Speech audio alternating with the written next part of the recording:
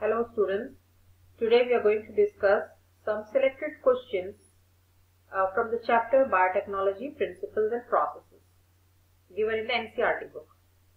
So, here are a few questions. Question number 1.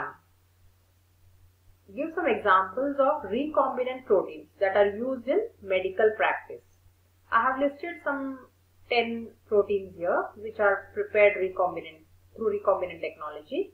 You can have your own protein names if you know, but just for your understanding I have explained it. The treatment it is used for, and also I have included a little briefing about that protein. Normally, how is it synthesized and what is its function. But for the answer, you need to write only the recombinant protein name and the treatment. Now, first one, insulin, the most common hormone, as you all know, every student knows about insulin. This is a hormone secreted by our beta cells of the pancreas. The pancreatic cells secrete insulin normally. But people who are deficient in insulin, they become diabetic. For some reason or the other, the insulin fails to be secreted. The gene doesn't code, so they become diabetic. So such diabetes is called type 1 diabetes. So insulin is recombinantly prepared for treatment of diabetics. How is it prepared? We have learned steps of recombinant technology in our earlier videos.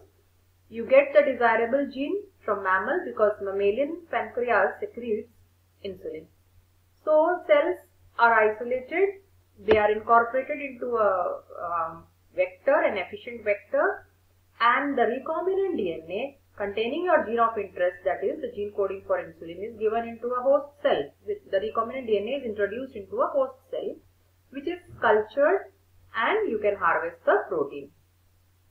So that is one way. Another way of secreting insulin recombinant, for getting recombinant protein, this insulin is, you can have the insulin gene synthesized in the laboratory. So that is also done for human insulin, which won't have that side effects as the other recombinant one. So this is human gene. You are synthesizing human gene coding for insulin, and that is incorporated into the bacterial cells, and then the normal process of culturing and harvesting. So this is what you do in getting a recombinant insulin. Second, interferons. What are interferons? Signaling proteins. They are signaling proteins released by those cells which are infected by virus. So such virus infected cells normally secrete such interferons to prevent the neighboring cells from infection. These molecules alert the neighboring cells of the virus. So they alert them of the presence of virus. So such interferons are also synthesized recombinantly for diseases like viral diseases like AIDS, etc. to be cured. Not cured, but for treatment of certain diseases like AIDS. Though AIDS doesn't have a foolproof cure, but then interferons help in controlling it to some extent. Then OKT3, it is a monoclonal antibody. What is monoclonal antibody? We have to discuss in a separate video.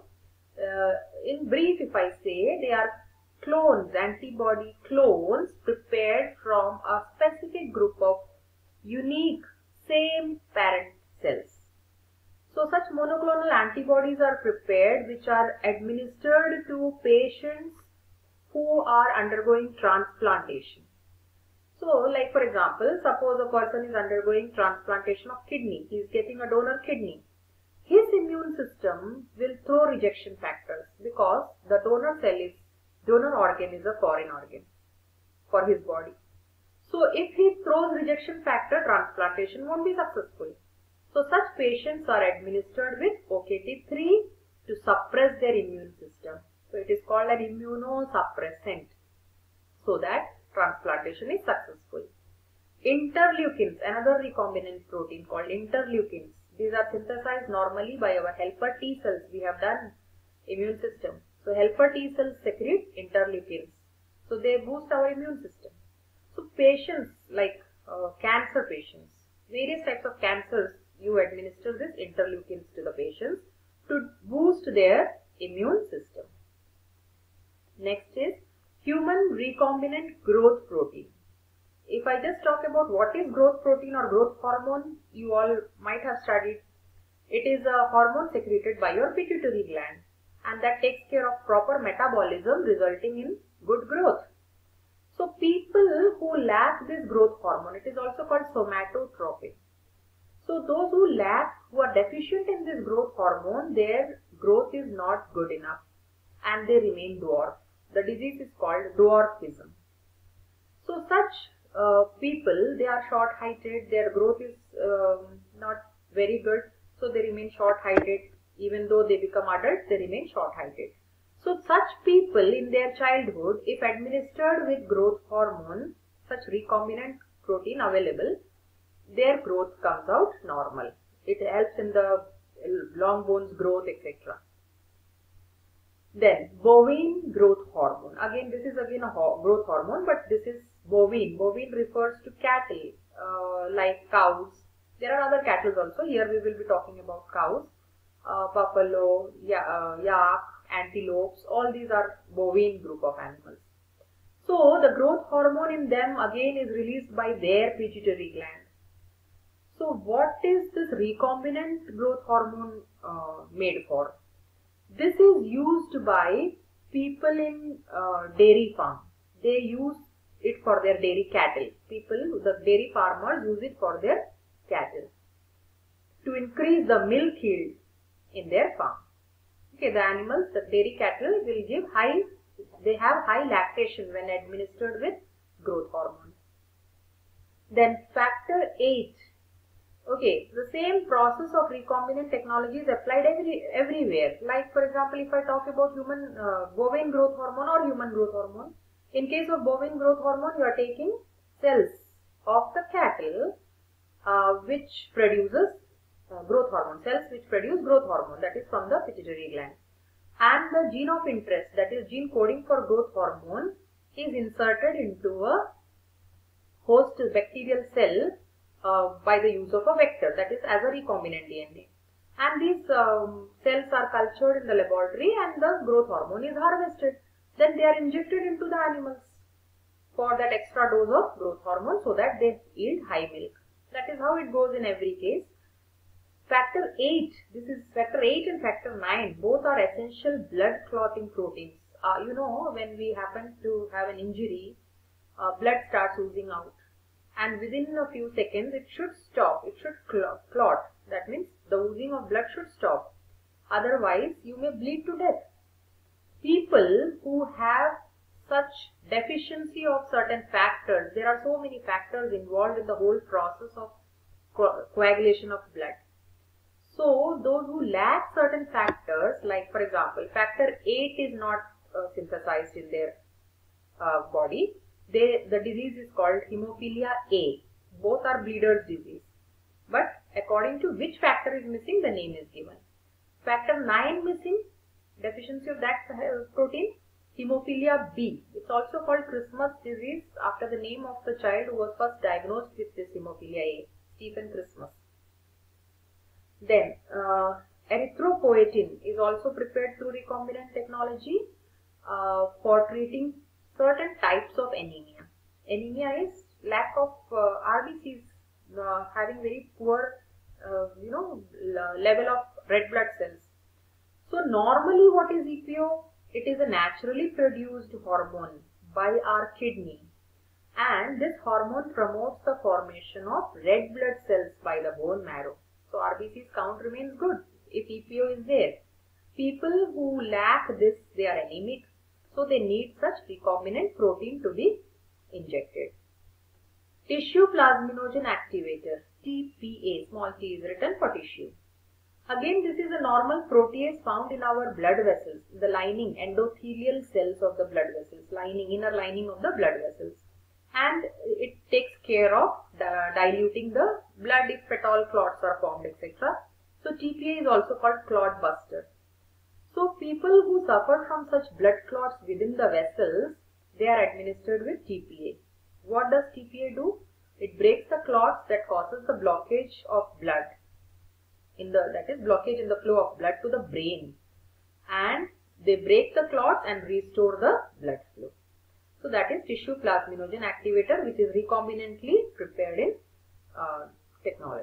biotechnology labs, etc., industries, etc. Now, next question, enzymes or DNA, which is bigger in molecular size? Of course, the DNA is bigger because DNA codes for an enzyme. Every enzyme is a protein. So if you see the basics of DNA, you see the chromosome highly condensed supercoiled form. So when you just see it in a division stage, you call it a chromosome. But actually it is structure is chromatin having histone plus DNA. DNA coiled around the histone.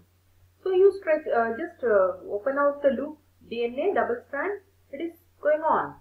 And one small stretch, if you take, it can be a gene coding for a particular protein. What is a gene? A small stretch of DNA having a basis sequence is called a gene. So it is coding for a particular protein. So this small stretch is coding for this protein. This is the process of protein synthesis shown in brief. How DNA transcribes into a copy mRNA, and the mRNA translates the instructions of DNA into protein. So in protein synthesizing machinery, you will learn all these things. Protein synthesis process, you will learn all this. Okay, now the next one, very important one question is there, a small calculation, molar concentration of DNA in a human cell. How do you calculate? Total number of chromosomes in human, a diploid cell has 23 pairs of chromosomes in human. Mass of 1 mole of any chemical compound is 6.023 into 10 raised to the power 23 Avogadro's number. So how do you calculate DNA per cell chromosome, that is 46, into the number? So this is how the calculation goes.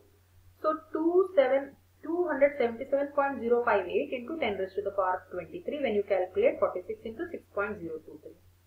So how do you standardize the value? Into 100 by 100. So by 100 the decimal comes to 2 point. Okay, and the 2 zeros goes up here. That is, when you calculate it, it comes to 10 raised to the power 25 moles. That is how the calculation is done.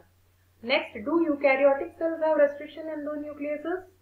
The answer is no. Only bacterial strains give endonucleases. We have isolated it from bacterial strains because it is found as a defense system in them. What is a defense system found in eukaryotic cells?